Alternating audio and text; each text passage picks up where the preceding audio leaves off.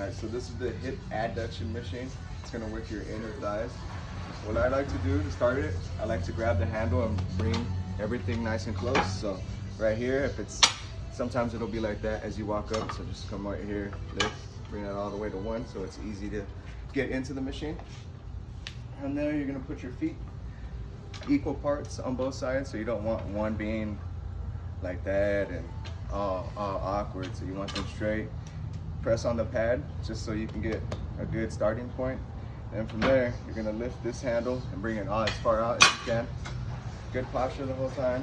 You can lean back if you want. I prefer just to keep my core engaged. So this is gonna be a little more difficult. If you need it a little easier, you can lean back. It takes away the core element from the exercise.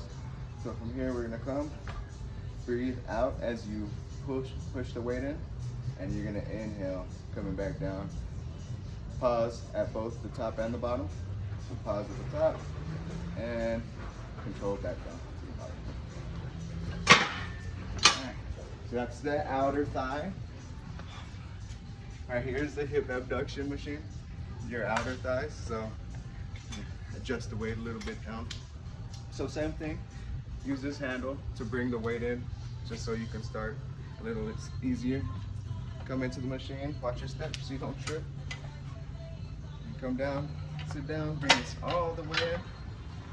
You want to use good posture the whole time. So right here, from all the way from the bottom. I like to remind myself, so it looks like I'm dancing, but just to hold your core, just to support yourself. So make sure that you're using good posture the whole time. You can hold the handles if you want, and you use them, press the weight out, pause at the top, breathe in coming down, and exhale and pause at the top right here. So you're gonna be working these little muscles on your outer hips, your hip abductors.